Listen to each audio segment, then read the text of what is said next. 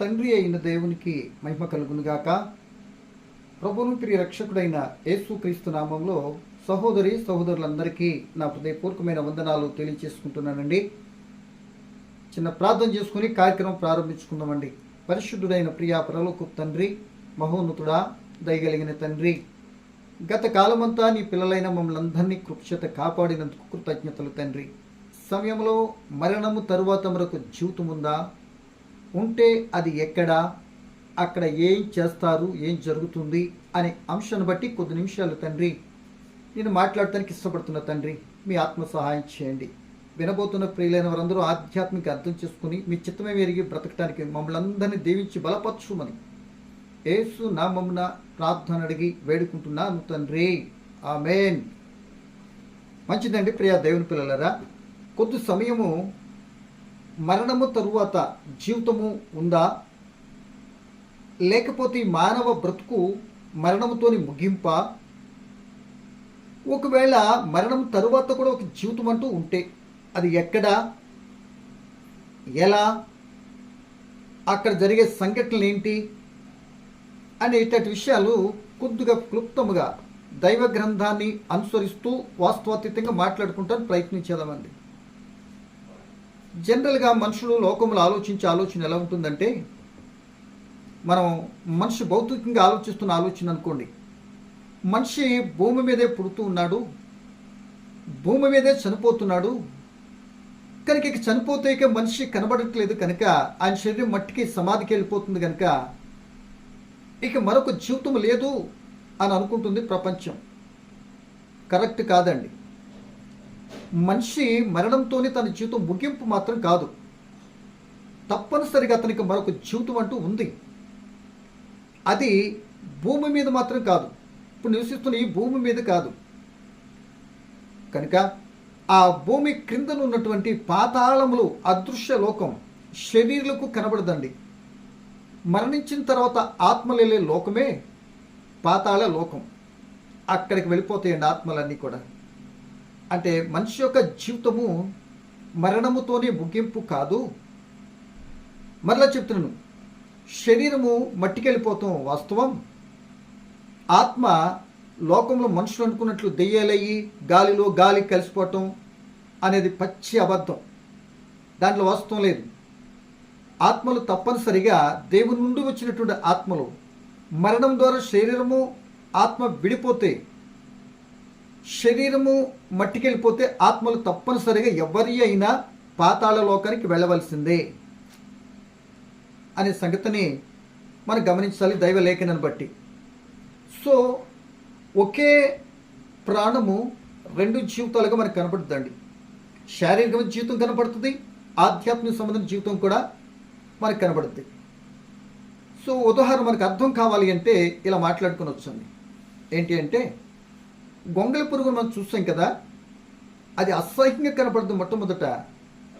కానీ కొన్ని దినాలు తను చంపుకొని గూడు కట్టుకున్న తర్వాత దాన్ని పగలగొట్టుకొని బయటకు వచ్చిన తర్వాత చీతకొక చిలుకుగా పైకి ఎగిరేటట్టు ఒక అందమైనటువంటి రూపంతో బయటకు వస్తుంది. ప్రాణం ఒకటే, జీవితాలు రెండుగా కనబడుతున్నాయి. అక్కడెక్కడెక్కడ ఒక జీవుకే, ఆ పురుగులాట జీవుకేటి కనబడుతుంటే, మన ఆత్మ, మన ప్రాణము అంటే మన జీవితం ముగింపుతో, మన మరణంతో ముగింపు మాత్రం కాదు, మనకు కూడా ఏమండి మరొక జీవితం అంటూ ఉంది. మరణించిన తర్వాతనే అస్సలైన జీవితం ప్రారంభం ఉంది. అది యుగ యుగాలు ఉండేటటువంటి జీవితం, ఆత్మానుసారమైన జీవితం.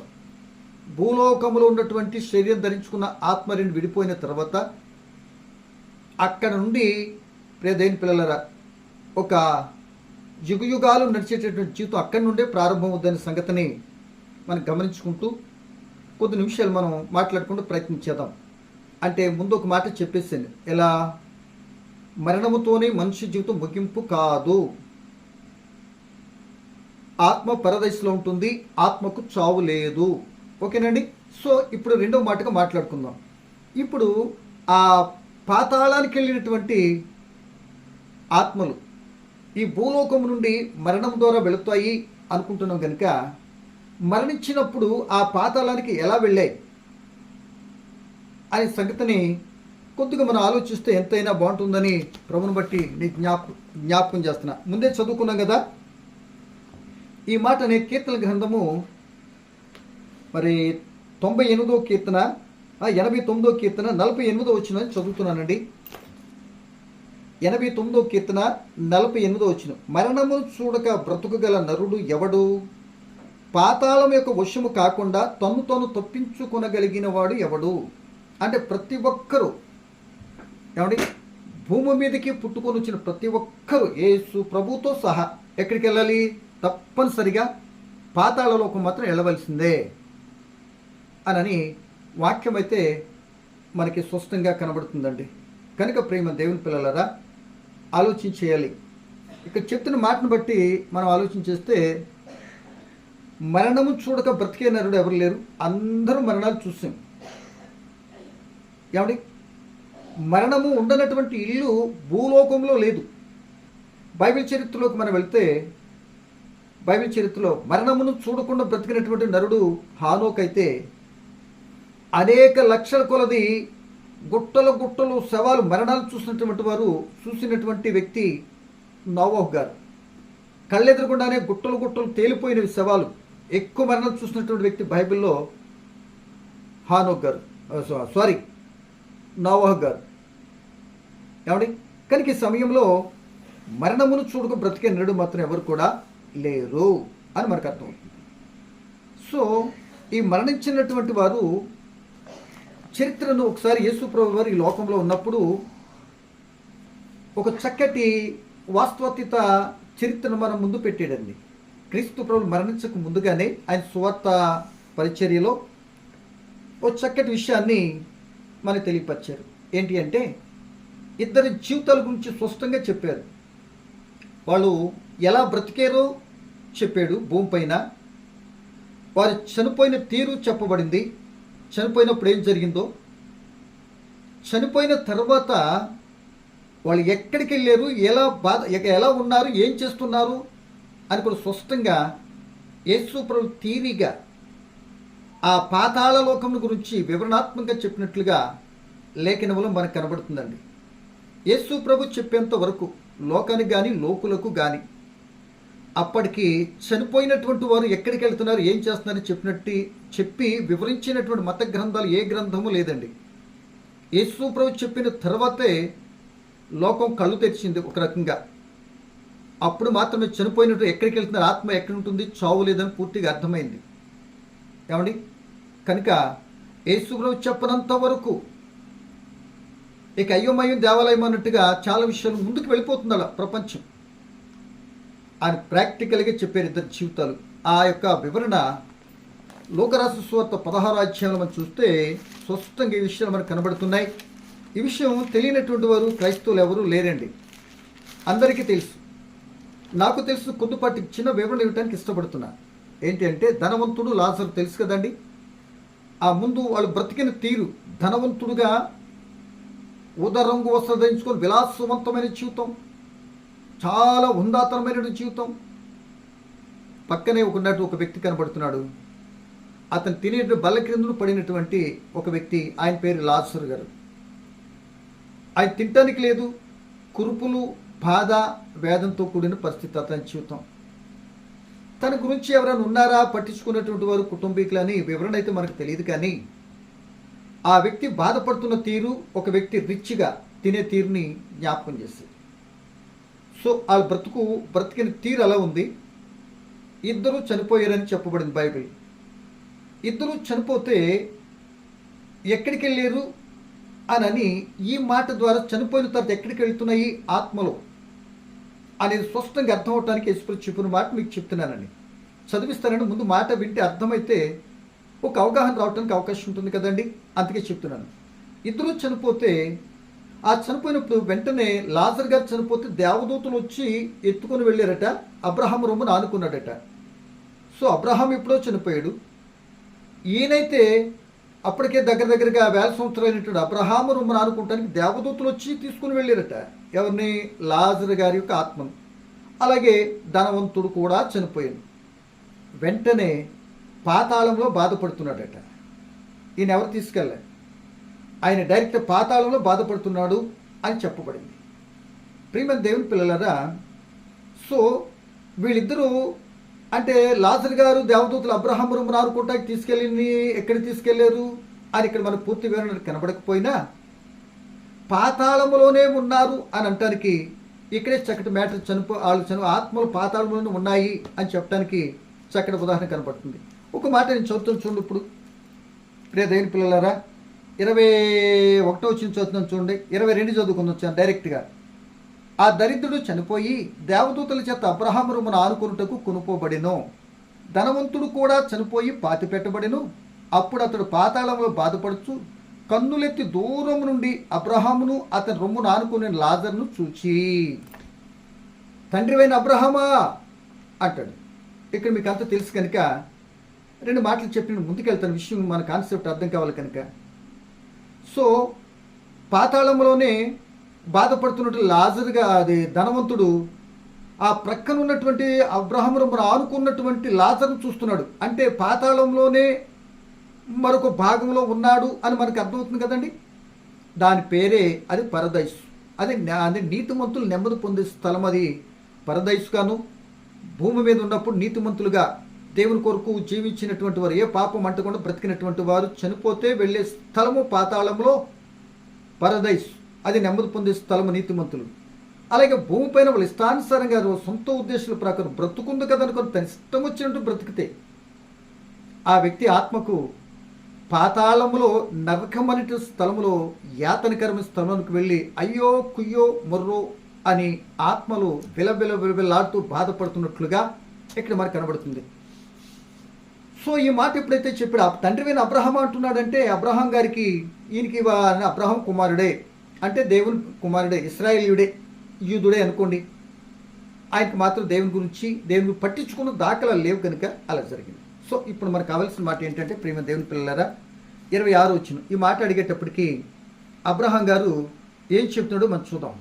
ఈ స్టోరీ అంతా ఎవరు చెప్తున్నారు? యేసు ప్రభువు వారు చెప్తున్నారు ఈ స్టోరీని.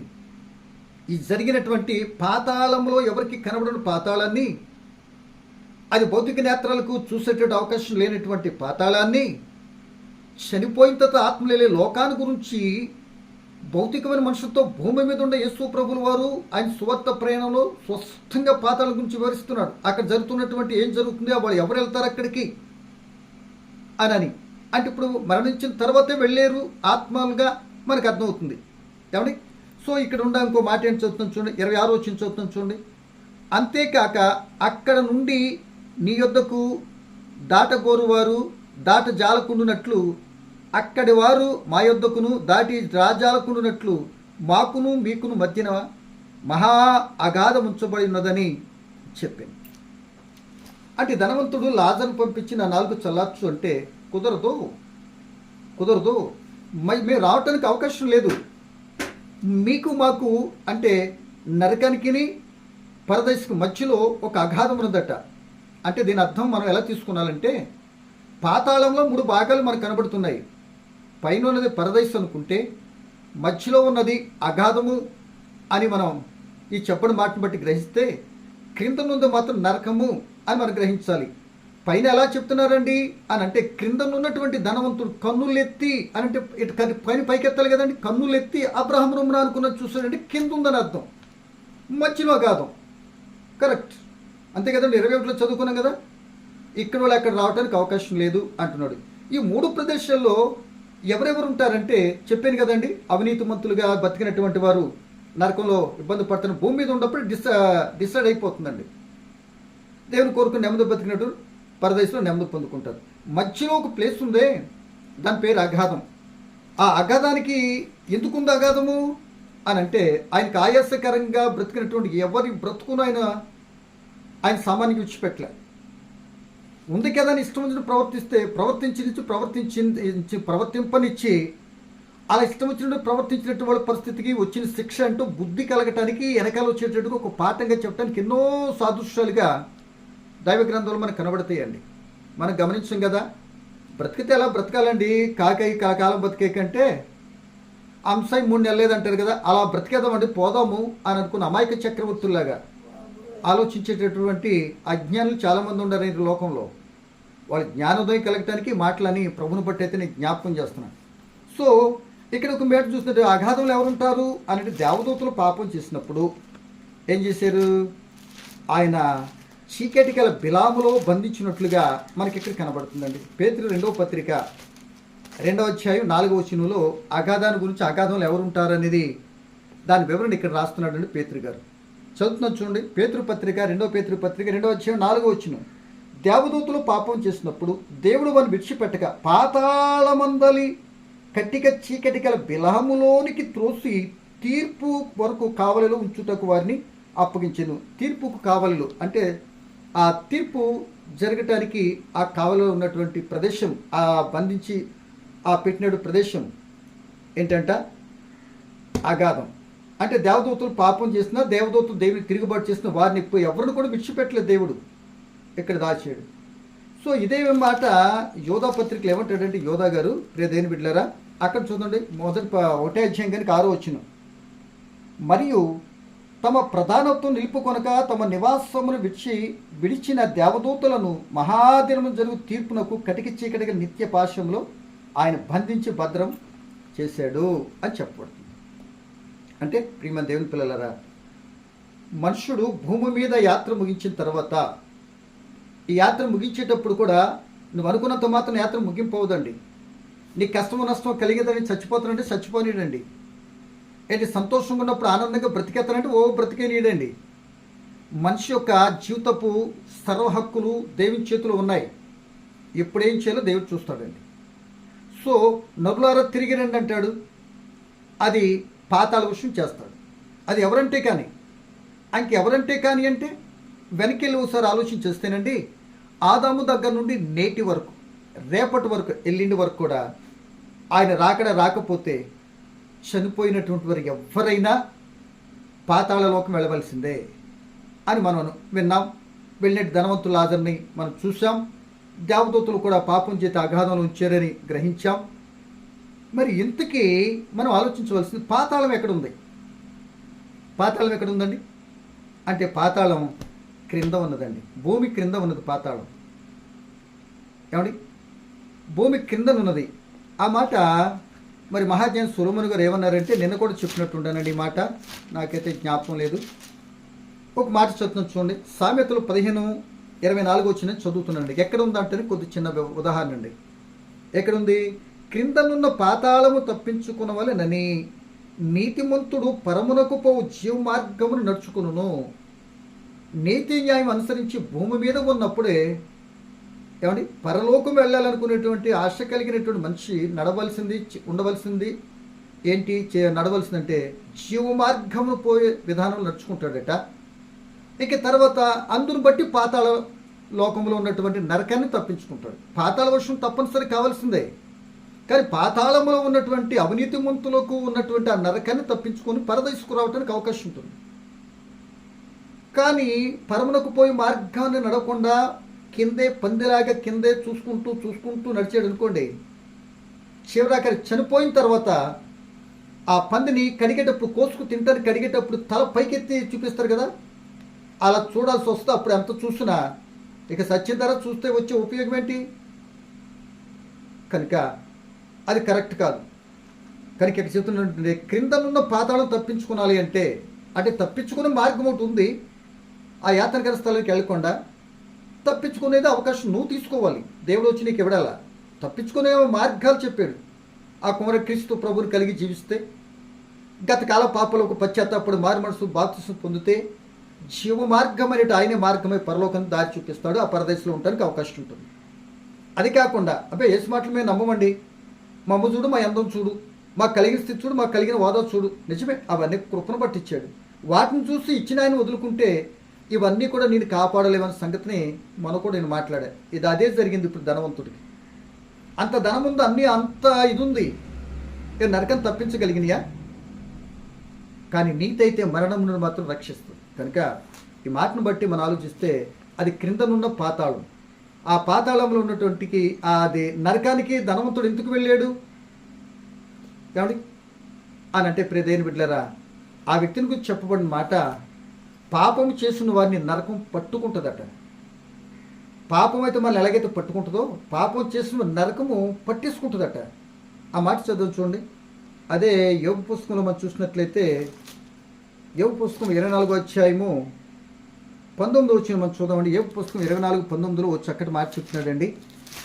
యోగ పుస్తకం 19:24లో ఓ మాట చెప్తున్నాడండి. ఏమని చదువుతాం చూడండి.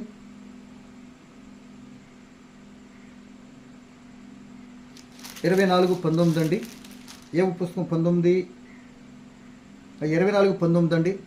అనావృష్టము చేతను ఉష్ణము చేతను మంచు నీళ్ళు ఎగిసిపోవునట్లు పాతాళము పాపం చేయవాడిని పట్టుకొనును. అంటే ఏం చేశాడు ఈయన? తన ఇష్టానుసారంగా జీవించాడు. వెంటనే క్యాచ్ చేసింది, అయిపోయాడు. ఇప్పుడు పాతాళంలో బాధపడుతున్నాడు. ఏ విధంగా బాధపడుతున్నాడు అంటే ఆధ్యాత్మికంగా బాధపడుతున్నాడు. ఆత్మ అక్కడ కాలిపోతుంది. నరకం అంటే అగ్ని ఆరదు, పురుగు చావదు. అగ్నిలో మలమలమల మాడిపోతున్నాడు, కేకలు వేస్తున్నాడు, బాధపడుతున్నాను అంటున్నాడు. కానీ ఆ బాధను తప్పించి మొరాలకించి నీటి చుక్క కూడా కరువైంది ఆ రోజున చనిపోయిన తర్వాత. సో ఇంతకీ మనం ఆలోచిస్తే దేని పిల్లలరా, అసలు ఆ బాధను కూడా వచ్చేది ఎవరో తెలుసా? అప్పటికి శరీరం ఆల్రెడీ పాతి పెట్టబడింది. ఆత్మ ఎక్కడికి వెళ్ళింది? పాతాళానికి వెళ్ళింది. దీన్ని బట్టి చూస్తే మహాజ్ఞాని సొలొమోను గారు ఈ మాట కూడా చెప్పాడు. ఏమని 18:14 ఏమంటాడంటే, మన బాధ అంతా కూడా వచ్చేది ఎవరో తెలుసా? ఆత్మ అండి. ఆత్మగానే వెళ్ళిపోతే ఈ కట్టి శరీరం ఉంది కదా, దాన్ని కట్టినా పూడ్చినా నరికినా కోసినా ఏం మాట్లాడదు. ఎందుకని? ఆత్మ లేదు. ఇది కట్టే, ఇది మాట్లాడదు. కనుక ఈ ఆత్మలో శరీరం ఉన్నప్పుడు కూడా ఏదైనా ఇబ్బంది కలిగినా బాధపడేది కూడా ఆత్మే. ఈ శరీరం విడిచిపెట్టి వెళ్ళిపోయిన తర్వాత శరీరం చేసిన క్రియలన్నిటికీ శిక్ష అనిపించేది కూడా ఆత్మే. ఆ మాట ఇక్కడ స్పష్టంగా రాయబడింది. చదువుతున్నాం చూడండి. సామెతలు 18:14 వచ్చినవండి. నరుని ఆత్మ వాని వ్యాధి నోచును. వాడు కలిగినట్టు వ్యాధితో కూడా పరిస్థితి ఏదైతుందో అది ఓర్చుకుంటుంది. ఏమండి? అది ఓర్చుకుంటుందని ఇక్కడ మనకు కరెక్ట్గా వ్రాయబడి ఉంది. నలిగిన హృదయమును ఎవడు సహింపగలడు అని అంటున్నాడు. అంటే నరుని ఆత్మ వాని వ్యాధి నోచును. ఆ బాధను ఓర్చుకునేది ఆత్మ. అందుకే ఆత్మ బాధ నుండి చెప్పాడు, ఎవరాటానికి వెళ్ళేదన్నాడు. అసలు ఎందుకు వెళ్ళాడంటే పాపం చేసిన వారిని ఏం చేసి పాతాళము పట్టుకుంది. ఎంత స్పీడ్గా పట్టుకుంటుంది, ఎంత స్పీడ్గా వెళ్తారంటే అక్కడికి నిమిష ప్రకారంలో సెకండ్లో వెళ్ళిపోతారు, నిమిషంలో వెళ్ళిపోతారు. ఇదే యోగ పుస్తకం 21:13 చెప్తున్న మాట ఏంటంటే, ఎంత సమయంలో వెళ్తారు అంటే పాపం చేసిన వారిని పాతాళం పట్టుకుంటుంది. ఆ ధనవంతుడు పాపంగా తన ఇష్టానుసారం జీవించడానికి అతను పాపం చేశాడు, ఆయన పాతాళం పట్టుకుంది. పట్టుకున్న తర్వాత అది మరణంగా వచ్చి అది ఎంత టైంలో అతని ఆత్మ వేడిన తర్వాత నరకానికి బాధపడే స్థలాన్ని తీసుకుని వెళ్ళిపోయిందో ఇక్కడ ఒక మాట వ్రాయబడి ఉందండి. ఏం మాట అది? యోగ పుస్తకం 21:13 వచ్చినానండి. వారు శ్రేయస్సు కలిగి తమ దినములు గడుపుదురు, ఒక్క క్షణములోనే పాతాళమునకు దిగిపోదురు. టైం ఒక్క క్షణం. ఆత్మ వెళ్ళేది అంత స్పీడ్. క్రింద ఉన్న పాతాళానికి వెళ్ళటానికి ఒక క్షణంలో వెళ్ళిపోయి బాధపడే స్థితిలోనికి ఇతను ఆత్మ వెళ్ళిపోయింది. ఎవరిదే? ధనవంతుడిది. అంటే లోకంలో ఇష్టం వచ్చినట్టు జీవిస్తే, ఆ క్రీస్తు సొంత రక్షణకి అంగీకరించకపోతే, ఎందుకు బ్రతుకున్నావు విలువ తింటమే త్రాగటమే ఇదే బ్రతుకు అనుకో నువ్వు బ్రతుకుతున్నట్లయితే, నువ్వు రావాలనుకుంటేనే ఇక్కడికి రాలేదు, నువ్వు పుట్టాలనుకుంటేనే పుట్టలే, నువ్వు అనుకుంటేనే ఎదగలేదు, నువ్వు అనుకుంటేనే వనరులన్నీ రాలేదు, మీ తాతగారు సొత్తుగా నీ దగ్గర కలిగి ఉండాలి. దేవుని భిక్ష అది గుర్తించకుండా దేవుడు ఇచ్చాడు కదా అనుకో మన ఇష్టం వచ్చిన ప్రవర్తిస్తే తిన్నది మాత్రం కక్కించే రోజు ఒకటి భూమి మీద కూడా కొద్దిగా స్ట్రగుల్ ఉంటుంది. తదుపరి అప్పటికి కూడా జ్ఞానోదయం కలిగి మనసు మార్చుకొని జీవితం మార్చుకోకపోతే యాత్ర ముగించిన తర్వాత మీరైనా నేనైనా మరొకరైనా అట్టి చెడు విధానంతో బ్రతికిన ఎవరైనా అట్టి వారికి ఇది నరకం భయంకర శిక్షగా మనకు కనబడుతుంది. ఏమండి? అందుకు నరకానికి వెళ్ళాడు. సో ఇక్కడ లాజర్ గారు ఉన్నారు. ఈయన ఏం చేశాడు? చాలా పేద స్థితి, ఆకలి కూడా లేని స్థితి, ఆకలికి తినటానికి కూడా లేని స్థితి, ఆ యొక్క ధనవంతుడు బల్ల క్రింద పడి ముక్కలు తింటున్న స్థితి. సో ఈయన కూడా చనిపోయాడట. ఏమండి? దేవదూతలు వచ్చి అబ్రహాము రొమ్మును ఆనుకుంటా తీసుకుని వెళ్ళిపోయాడట. అంటే ప్రియ దేవుని పిల్లలరా, నాకేమి లేదే, ధనవంతుణ్ణి ఇలాగ చేసేవు దేవుడా, నా స్థితి ఏంటి ఇంత దరిద్రం ఉంచేవు అని ఏనాడు లాజర్ గారు బాధపడినట్లుగా కనబడట్లే. తనకు ఉన్న స్థితిని బట్టి ఆ బాధను అనిపించుకుంటూ వెళ్ళాడే కానీ తన స్థితిని బట్టి ఎప్పుడు కూడా బాధపడిపోయి కృంగిపోయినట్లు మనకు కనబడట్లే. ఈ యొక్క కృపులతో కుక్కలు వచ్చి నాకుతూ అంత వేదన పడుతూ ఉన్న భూమి మీదనే తన గురించి ఎవరు పట్టించుకోలేదు. అయినా అయినా అయినా ఏ పాపం చేయనటువంటి వాడుగా ఉంటే తిన్నాడు, లేకపోతే అటు ముందుకెళ్ళాడు కనుక రానే వచ్చింది ఒకరోజు మరణం. ఆయన నెమ్మది పొందే స్థలానికి వెళ్ళిపోయాడు. ఇలా అనుకొని నేను కూడా కురుపులతో ఉంటా, నేను కూడా పేదోడుగా ఉంటా, లేకపోతే ఇంకోలాగా ఉంటా నటించామనుకోండి, ఈ భూలోకమే పెద్ద నటనాలయం. నటించే వాళ్ళందరినీ ఈ భూలోకమైన స్టేజ్ని ఒకరోజు కాలిపోయే పరిస్థితి తీసుకుని వెళ్ళిపోతాడు. నటనొద్దు, వాస్తవం కావాలి, రియల్ లైఫ్ కావాలి దేవునికి అనే సంగతిని మనం గమనించాలి. నేను అలా ఉంటానంటే కుదరదు, ఆ ఆలోచన బయటికి రండి అని ప్రభుని బట్టి ప్రేమతో మీకు జ్ఞాపకం చేస్తున్నాను. కనుక ఇక్కడికి వచ్చేసారు కనుక ఇక్కడ ఏం జరుగుతున్నదంటే, ఇక్కడ దీనిలో దేవదూతలేమో అగాధంలో భద్రపరిచాడు, పైనేమో నెమ్మది పొందుతున్నారు ఆయన మరి దేవుని యొక్క చిత్తానుసారం నడిచినటువంటి ఆత్మలు. ఇక తర్వాత కిందేమో ఆయనకు ఆయాసకరంగా మరణించినటువంటి ఆత్మలు నరకములో యాతన పడుచున్నాయి. అగ్ని ఆరదు, పురుగు చావదు. అంటే మనిషి జీవితం ఇప్పుడు మనం గ్రహించవలసింది ఏంటంటే, మరణముతోనే మనిషి జీవితం అంతము కాలేదు అని వాస్తవంగా గ్రహించడం తెలుసుకోవాలి. మరొకరు అదృశ్య లోకం శరీరం కనబడదు, అక్కడికి వెళ్ళినట్లుగా ఇగో లోకసూత 16 రాజ్యం టోటల్గా మనకు కనబడుతుంది. సో ఇక్కడ ఒక విషయం మనం గమనించాలి ఏంటి అంటే, భూలోకములు అయితే ఒక మనిషి మీద ఉండే కేసులు కానీ లేకపోతే మరొకటి కోర్టు తీర్పులు ఇలాంటివి మనిషి చచ్చిపోయినప్పుడు ఆ కేసు కోర్టులన్నీ కొట్టువేయబడతాయి, అంటే ఆ ఫైల్ మూసేస్తారు ఏమండి. కానీ అదే దేవుని యొక్క చట్టంలోనైతే, దేవుని యొక్క చిత్తంలో ఆయన చట్టం ఏంటంటే, చనిపోయిన తర్వాత ప్రతి ఒక్కరి కేసు ఓపెన్ అవుతుంది. ఆ చేసినన్నిటికీ శిక్ష అక్కడ అనుభవించాలి, ఆత్మానుసారంగా అనుభవించాలి, అక్కడ ఓపెన్ అవుద్ది. సో భూలోకానికి భూలోక చట్టానికి దేవుని చట్టానికి డిఫరెన్స్ ఇదే. అక్కడ మోయబడితే ఇక్కడ తెరవబడుతుంది ఏమండి అనే సంగతిని మనం గమనించాలి. కనుక సమయంలో దేవుని పిల్లలరా, ఇక ఇక్కడ ఏం చేస్తున్నారంటే, దేని వాక్యాన్ని బట్టి చూస్తే 116వ కీర్తనలో 15 వచ్చిన చూస్తే, ఆయన భక్తుల మరణ ఆయనకి విలువైనది అంటాడు. ఇక యోహాన్ గారు ఏమంటారంటే, ఈ మాటను బట్టి ప్రకటన గ్రంథంలో ఒక మాట చెప్తున్నది ఏమంటే 14-13 వచనంలో ఏమంటాడంటే, ప్రభునందు మృతులు ధన్యులట, వారు భూలోకంలో ప్రయాసలన్నీ మాని నెమ్మది పొందుతారట అని ఇక్కడ మనకు కనబడుతుంది. ఆ మాట చదివి ముగించుకుంటా ప్రయత్నించేద్దామండి. చూడండి, ప్రకటన 14-13 అండి. అంతటా ఇప్పటి నుండి ప్రభునందు మృతులు ధన్యులని వ్రాయుమని పరలోకం నుండి ఒక స్వరము చెప్పగా వింటిని. నిజమే, వారు తమ ప్రయాసములు మాని విశ్రాంతి పొందుదురు, వారి క్రియలు వారి వెంట పోవునని ఆత్మ చెప్పుచున్నాడు అంటున్నాడు. అంటే దాని అర్థం ఏంటంటే, ఆ దేవుని చిత్తానుసారంగా దేవుని కొరకు ప్రయాసపడినటువంటి వారు ఆ ప్రయాసంతా మాని పని చేశారు కనుక, పని చేసినట్టు వరకే వచ్చేదేంటి నెమ్మది కలిగి ఆ పరదేశం నెమ్మది పొందుతున్నారు అనే సంగతిని మనం గమనించాలి.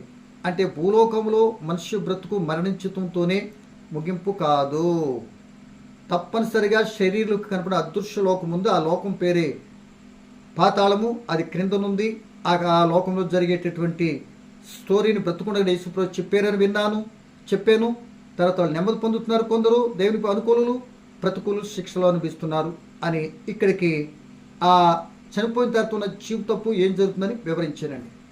సో ఇంకొక మాట చెప్పాలి ఏంటి అంటే, థియరీగా యేసుప్రభు చెప్పి ప్రాక్టికల్గా ఆయన కూడా చనిపోయి అని చంపబడి అదే పాతాళానికి వెళ్ళి పరదైసులో 3వ దినం తిరిగి లేచి భూమి మీదకి వచ్చి ఏమండి ఆ భూమి మీద నుండి 40 దినాలు మరి నేను సజీవున్నాయని తను తెలియపరిచి ఆ పరలోకానికి వెళ్ళినట్టుగా ఆ యేసుప్రభు ద్వారా మనం వింటున్నాం. అంటే మరణంతో జీవితం ముగింపు కాదు, థియరీగా చెప్పాడు యేసుప్రభు. ఏమంటే ప్రాక్టికల్గా ఆయన చనిపోయి ఆ పరదైసులోనికి వెళ్ళి ఆ పాతాళంలోనికి వెళ్ళి పాతాళంలో పరదైసులో ఆ యొక్క రెండో ప్రక్క నుండి ఆత్మను అక్కడ విడిచిపెట్టి ఆయన 3వ దినాన్ని మరలా భూమి మీదకి వచ్చి రెండోసారి చెప్తాను ఈ మాట అండి, పరలోకానికి తిరిగి వెళ్ళినట్లుగా కనబడుతుంటే, ఆయన శరీరం ధరించిన యేసుప్రభు కనబడుతుంటే, చనిపోయినటువంటి వారికి ఇక అక్కడితో జీవితం అంతమవుతుందంటే ఇక అంతకంటే వెర్రి మాట మరొకటి లేదండి. ఏమండి అని గమనిస్తూ మనము కూడా మరణించి ఆ యొక్క పాతాళంలో నెమ్మది పొందే స్థలానికి ఆయనకు అనుకూలమైన జీవితం జీవించిన మరణిస్తే తప్పనిసరి నెమ్మది పొందే స్థలంకి వెళ్తాం. అక్కడ ఎంతకాలం ఉంటాము అంటే యేసు ప్రభు తిరిగి వెళ్ళి పరలోకానికి వెళ్ళాడు కనుక నేను తిరిగి వస్తాను, వచ్చి మిమ్మల్ని తీసుకెళ్లేంత వరకు నరకములో వాళ్ళు బాధపడుతూనే ఉండాలి, అగాధం ఆత్మను అలాగే బంధించబడి ఉండాలి. ఇదిగో నెమ్మది పొందే స్థలం ఉన్నట్టు నెమ్మది పొందుతూనే అలా ఉండాలి. ఎంతవరకు అంటే టైం నాకు తెలియదు, చెప్పిన ఆయన ఎప్పుడు పంపిస్తాడో తండ్రి అప్పుడే నేను వస్తాను తప్ప నాకు తెలియదు అన్నాడు యేసు ప్రభుల వారు. ఆయన రావాలి అంటే మనం ఇక్కడ మనందరం కలిసి ఏం చేయాలి? సువార్త ప్రకటించాలి, సర్వ సృష్టికి వెళ్ళి సువార్త అందించేయబడాలి. అలా అందించిన మరుక్షణమే చాప్టర్ క్లోజ్. ఆయన వస్తాడు, ఇదంతా కూడా కాలిపోతుంది, ఆ పరదేశుని ఆత్మలను పరలోకం తీసుకెళ్తాడు, ఆ నరకంలో ఉన్నట్టు వారిని యుగయుగాలిక పూర్తి ఎడబాటుగా రెండవ మరణంగా అగ్నిగుండానికి అప్పగించేస్తాడు. ఇదంతా కూడా కాలిపోతుంది. అది ఫైనల్గా ఆయన వస్తే జరిగేటటువంటి మాటలుగా చెప్పాను, రిటర్న్గా మీకు చూపించలేదు.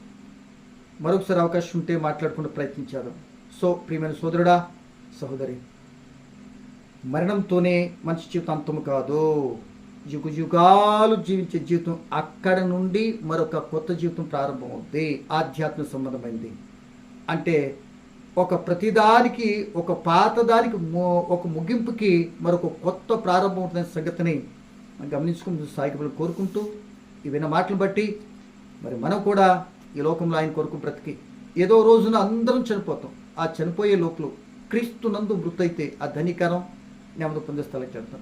అట్టి జీవితం జీవించగలిగే కృప ఆయన పిల్లలు మనకి ఇవ్వాలి అని మనం కోరుకుంటూ, మన తోటి సోదరులు ఇంకా రక్షణ పొందకుండా ఇంకా వాళ్ళు ప్రమాద స్థితిలో ఉన్నారు కనుక ఆ రక్షకుడని క్రీస్తుని పరిచయం చేసి మీరు రక్షణ పొందడానికి మనం చేయగలిగిన సువార్తం చేసి వారిని కూడా అగ్నిలోండి లాగినట్లుగా వారి కొరకు మనం సహాయం చేయడం అది మన బాధ్యత.